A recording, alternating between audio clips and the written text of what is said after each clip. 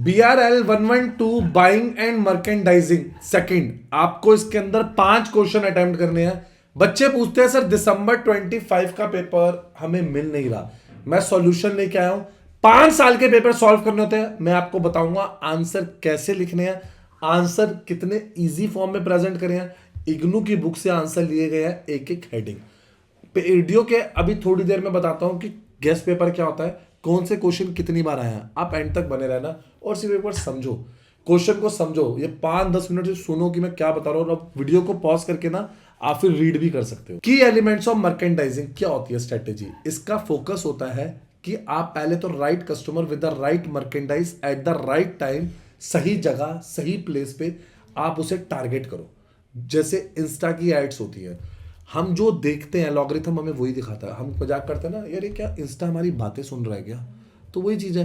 एलॉगरिथम ऐसा ही है, आप जो देखते हो आपके इंटरेस्ट की चीज़ें दिखाता है, ठीक है ना।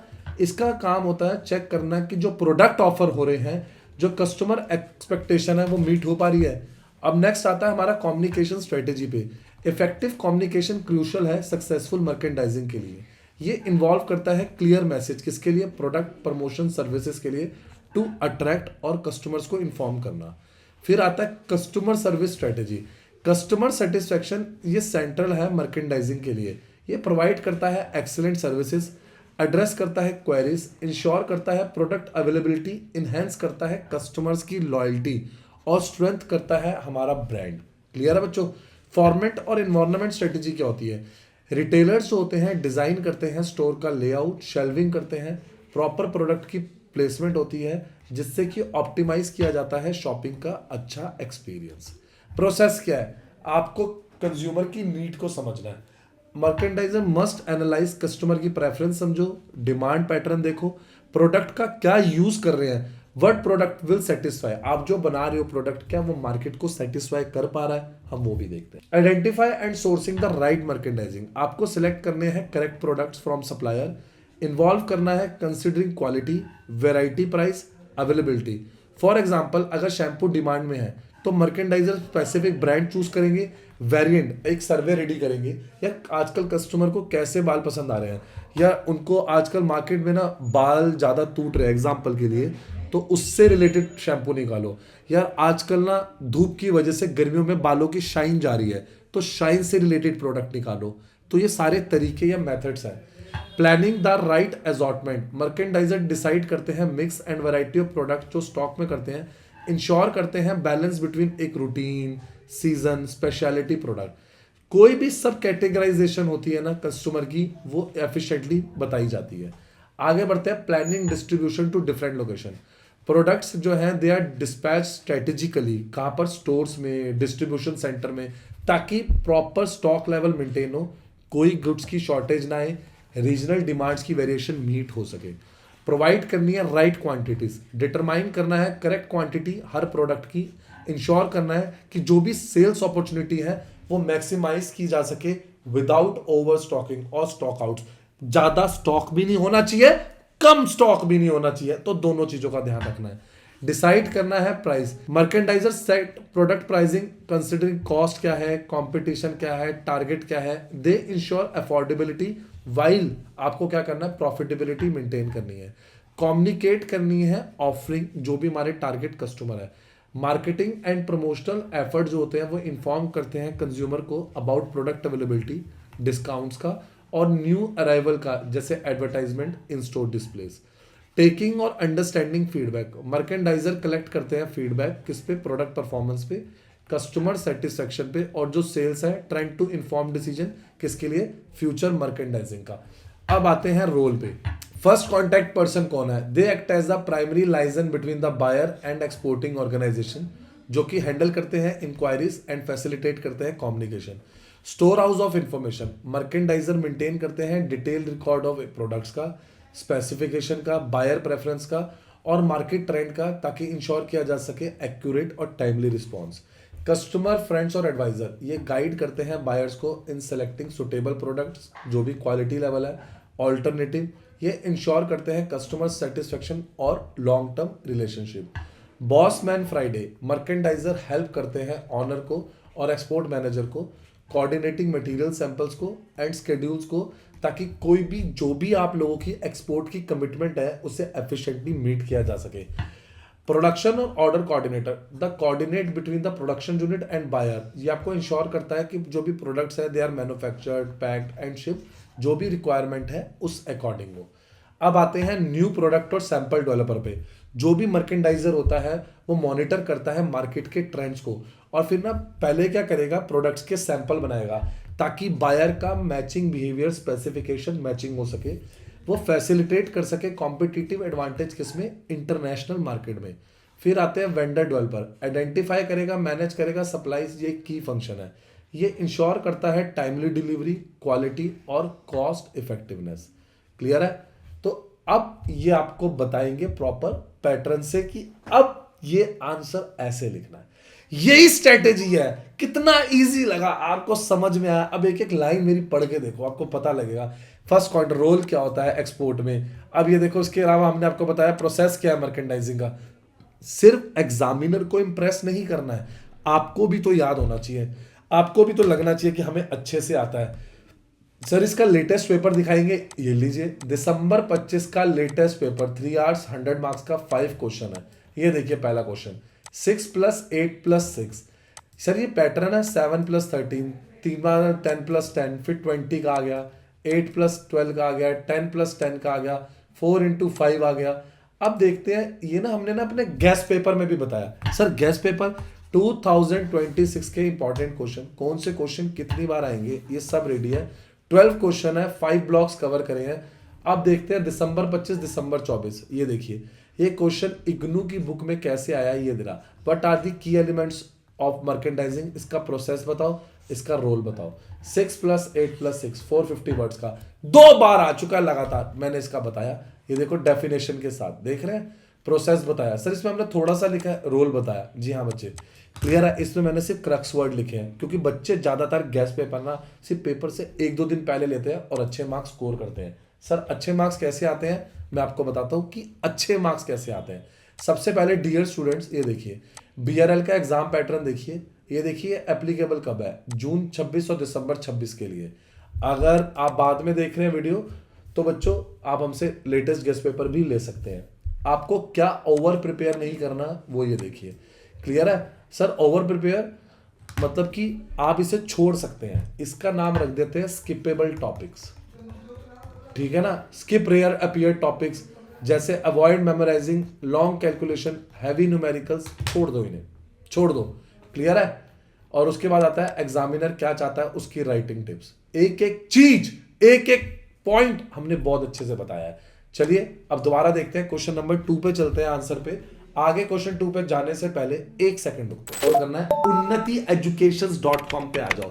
आगे ये इग्नू दिख रहा है, इग्नू टॉप पे दिख रहा है, आपने इग्नू पे एक्सप्लोर पे क्लिक किया, ये लीजिए सॉल्व असाइनमेंट हो, एडमिशन हो, गेस्ट पेपर हो, प्रीवियस ईयर पेपर हो, सब मिल जाएगा सॉल्यूशन अंडर वन प्लेस। आप देख रहे हैं सारी चीजें मिलेंगी आपको। एक और बात, ये reselect category, previous year paper, guess paper, solve assignment, आपको क्या चाहिए, ठीक है ना, कौन से उसका चाहिए आपको, आपको बच्चे सब मिलेगा। फाइंड नाउ पे जाके, अरे काम करो ना, अभी इधर व्हाट्सएप पे क्लिक करो, मेरी टीम से कनेक्ट हो जाओ, अभी हमसे ले लो, देर किस बात की, अभी लो। आपको फिर से बोल रहा हूं, जैसे आप इग्नू पे आएंगे अपने फ्रेंड्स के साथ शेयर कर दो, हमारे फेसबुक टेलीग्राम चैनल ज्वाइन कर लो, हर जगह हमारी डिटेल प्रेजेंट है। और एक लास्ट चीज, उन्नति एजुकेशन इग्नू को अभी लाइक सब्सक्राइब शेयर करो। जी हां, उन्नति एजुकेशन इग्नू को अभी लाइक सब्सक्राइब, देख लो सारे इंपॉर्टेंट क्वेश्चन, सारे गेस्ट पेपर मैं सब डाल चुका हूं, मैं एक एक चीज डाल चुका हूं। गेस्ट पेपर, कोई भी इंपॉर्टेंट अपडेट आता है वो आपको इसी चैनल पे मिलता है। ठीक है बच्चों, ये देख रहे हैं अभी, अब जो भी अपडेट आया है आपका, जो भी पेपर्स में अपडेट आया है, कोई भी अपडेट आता है ना आपको हमारे इसी चैनल से मिलता है। ये देखिए इग्नू की हॉल टिकट में ना 20 चेंजेस आए थे, वो हमारे इसी चैनल से मिलेंगे। और ये देखेंगे हमारा जो चैनल है ये है उन्नति इग्नू मटेरियल, ये स्पेसिफिकली हमने अभी आप बच्चों के लिए लॉन्च किया है, जहां पर सारे असाइनमेंट्स, पेपर, सॉल्यूशन, नोट सब मिलेगा। अभी लाइक सब्सक्राइब शेयर कर लो। आओ सॉल्यूशन देखते हैं। ऑर्गेनाइजेशनल बाइंग क्या होता है? It refers to the process जिसमें बिजनेस हो, इंस्टीट्यूशन हो, ऑर्गेनाइजेशन हो, वो परचेज करते हैं गुड्स एंड सर्विसेज ताकि उनकी ऑपरेशनल, प्रोडक्शन और रीसेल नीड्स पूरी हो। Unlike consumer buying, organisational buying involve होती है उसमें formal procedure, multiple decision makers और लार्ज वॉल्यूम परचेज होती है। डिराइव डिमांड होती है, the demand of the organisational products होते हैं डिपेंड होते हैं on the demand for the goods and services जो भी ऑर्गेनाइजेशन में प्रोड्यूस हो रही है। एग्जाम्पल लेते हैं, एक टेक्सटाइल मैन्युफैक्चरिंग बाय कर रहा है यान, वो किस पे डिपेंड है कि भैया हम यान लेंगे तभी तो फिनिश गुड्स बना सकते हैं। प्रोफेशनल परचेजिंग बाइंग जो होती है it is conducted by trained professional जो कि फॉलो करते हैं स्टैंडर्डाइज प्रोसेस, इवेल्युएट करते हैं सप्लायर को, नेगोशिएट करते हैं कॉन्ट्रैक्ट्स को। मल्टीपल डिसीजन मेकर्स होते हैं, डिसीजन के अंदर ज्यादातर क्या इन्वॉल्व है, बाइंग सेंटर विच में इंक्लूड यूजर होता है, इन्फ्लुएंसर होता है, गेट कीपर होता है, डिसाइडर होता है, बायर होता है। ये इंश्योर करते हैं कि सारी फंक्शनल रिक्वायरमेंट कंसिडर की जाए। ये ना बड़ा कॉम्प्लेक्स प्रोसेस है। ये जो प्रोसेस है ना इसके अंदर इन्वॉल्व है specification of requirement, supplier selection, price negotiation, order की क्या प्लेसमेंट है, परफॉर्मेंस की इवेल्युएशन। एम्फोसिस क्या है रिलेशनशिप पे, लॉन्ग टर्म रिलेशनशिप है सप्लायर के साथ। दे आर वैल्यूड किसके लिए, ताकि रिलायबिलिटी, क्वालिटी और टाइमली डिलीवरी दी जा सके। क्लियर है। अब आते हैं बाइंग बिहेवियर मॉडल क्या होता है। ये एक्सप्लेन करता है कि एक ऑर्गेनाइजेशन कैसे अपने परचेज डिसीजन ले। ये मॉडल हाईलाइट करता है क्या क्या स्टेजेस हैं, क्या क्या फैक्टर्स हैं, क्या क्या रोल है पार्टिसिपेंट के इन ऑर्गेनाइजेशनल परचेज। कुछ की स्टेजेस बताने जा रहा हूं सर। की स्टेजेस, हाँ, सबसे पहले ना आपको प्रॉब्लम को रिकॉग्नाइज करना है। जी हाँ, जो भी प्रॉब्लम है रिकॉग्नाइज करना है। 5 साल के पेपर करने हैं, फिर से बोल रहा हूं 5 साल के, छोड़ना नहीं है। एक एक हेडिंग मेरे साथ लिख लो, ऐसे आंसर लिख तो कुछ भी देंगे, हेडिंग नहीं छोड़ेंगे। इग्नो की बुक से लिया, हेडिंग नहीं छोड़ेंगे। मार्क्स देखता हूं कैसे कटेंगे। चलो स्टार्ट करते हैं। बाइंग प्रोसेस बिगेन होता है जब ऑर्गेनाइजेशन आइडेंटिटी, पहले देखो मार्केट की नीड क्या है, मार्केट की प्रॉब्लम क्या है। A hotel realises it require new conditioning unit because जो एग्जिस्टिंग वन है वो क्या है, आउटडेटेड। डिसीजन मेकर गैदर करते हैं information about possible supplier, product specification. Source में कौन कौन इंक्लूड है, supplier, trade fairs, catalogue, industry report. जो भी होटल्स की प्रोक्योरमेंट है, कोटेशन है, वो जैसे हमने 3-4 एसी मैन्युफैक्चर से मंगवाई, ऑनलाइन रिव्यू किया, जब हमने देखा तो जिसकी परफॉर्मेंस अच्छी है, जिसकी रिलायबिलिटी अच्छी है, हम उसको पकड़ लेंगे। इवैल्यूएशन पे आते हैं। वेरियस सप्लायर और प्रोडक्ट ऑप्शंस जो है कंपेयर्ड है प्राइस पे, क्वालिटी पे, सर्विस पे, डिलीवरी पे, स्केड्यूल्स पे और वारंटी पे। ये जो टीम है ना उसने इवेल्युएट किया है AC unit based on energy efficiency, installation time, after sale services और टोटल कॉस्ट किसकी, ऑनरशिप की। परचेज डिसीजन जब एनालाइज हो गया, एक supplier is selected and a purchase order is issued. Factor जैसे कि ऑर्गेनाइजेशनल पॉलिसी, बजट अप्रूवल और सीनियर मैनेजमेंट इनपुट इन्फ्लुएंस, ये बहुत ज्यादा इन्फ्लुएंस करते हैं। होटल प्लेस करता है order with supplier offering the best combination of cost और सर्विस की गारंटी। पोस्ट परचेज बिहेवियर क्या होता है, अब आपने एक चीज खरीद ली उसके बाद बिहेवियर क्या है। ऑर्गेनाइजेशन असेस करता है प्रोडक्ट की परफॉर्मेंस को, डिलीवरी को, एफिशिएंसी को और सप्लायर की रिस्पॉन्सिवनेस को। फीडबैक जरूरी है फॉर फ्यूचर बाइंग डिसीजन। जब इंस्टॉलेशन हो जाता है, होटल मॉनिटर करता है एसी परफॉर्मेंस और फीडबैक प्रोवाइड करता है सप्लायर को। इससे क्या होता है, अगर ये दोनों चीजें सही रहती हैं तो हमें ना ऑर्डर रिपीटेडली मिलते हैं। जी हाँ, ऑर्डर अगर आपको रिपीटेडली चाहिए तो ये एक वन ऑफ द फैक्टर होता है। तो कौन से फैक्टर हैं जो इन्फ्लुएंस करते हैं बाइंग बिहेवियर को। सबसे पहला, मार्केट के क्या ट्रेंड है, मार्केट में कंपटीशन, इकोनॉमी की क्या कंडीशन चल रही है और उनके डिसीजन से क्या इफेक्ट होएगा। पॉलिसीज क्या है, ऑब्जेक्टिव क्या है, प्रोसीजर क्या है, ये भी मैटर करता है। रिलेशनशिप कैसा है मेंबर का, बाइंग सेंटर का, जो कि प्रॉपर इन्फ्लुएंस कर रहा है कंसेंसस को। एक्सपीरियंस क्या है, नॉलेज क्या है, रिस्क टॉलरेंस क्या है, पर्सनल प्रेफरेंस क्या है डिसीजन मेकर्स की। क्लियर है। कोई एग्जांपल देना to illustrate a buying behaviour. चलो एक रिटेल चेन परचेजिंग का एग्जांपल लेते हैं। सबसे पहले हमने क्या किया, प्रॉब्लम को रिकॉग्नाइज किया, एग्जिस्टिंग सिस्टम सारे आउटडेटेड है। फिर इंफॉर्मेशन निकाली, आईटी टीम ने इवेल्युएट किया वेंडर्स ऑफ सॉफ्टवेयर फीचर्स को। फिर सिस्टम्स को कंपेयर किया गया फंक्शनैलिटी, कॉस्ट, इंटीग्रेशन, कैपेबिलिटी और सपोर्ट से। फिर हमने लिया purchase decision, management approves the vendor offering best value. फिर उसके बाद स्टाफ फीडबैक और सिस्टम परफॉर्मेंस ने क्या किया, गाइड किया फ्यूचर अपग्रेड्स को। क्लियर है, आया समझ। ऐसे ही ना हमने सारे आंसर लिखे। ये पेपर के जितने आंसर्स है ना सर, पेपर में तो कितने आंसर अटेम्प्ट करते हैं। अब जैसे 8 क्वेश्चन है ना, हम जब सॉल्व पेपर देते हैं ना तो 8 के 8 आंसर देते हैं। हम ये नहीं कर रहे आपको एक आंसर देंगे, 2 आंसर देंगे। अब जैसे उसने लिखा है 5 क्वेश्चन, तो हमने ये नहीं है सॉल्व पेपर में हमने 8 के 8 सॉल्व दिए हैं। आपकी मर्जी है कौन से 5 याद करने हैं। सर आपकी एडवाइस सारे याद करो, क्या पता जो 2 छोड़ के जा रहे हो वही पेपर में आए हो। आप प्रिपेयर कर रहे हैं ना तो आपको ध्यान देना है, क्योंकि 5 साल के जब आप सॉल्व पेपर कर रहे हैं तो इस चीज का आप अच्छे से ध्यान दें, इंपॉर्टेंट क्वेश्चन ले, ताकि मार्क्स कटने का कोई भी स्कोप ना हो। लाइक कर दो, सब्सक्राइब करो, शेयर करो, क्योंकि चाहे वो नोट्स हो, चाहे पास्ट ईयर पेपर हो, चाहे असाइनमेंट हो, चाहे आपके इंपॉर्टेंट क्वेश्चन गेस्ट पेपर हो, मैं देखता हूं मार्क्स कैसे नहीं आएंगे। उन्नति एजुकेशन वन स्टॉप सॉल्यूशन है हम इग्नू का। Thank you.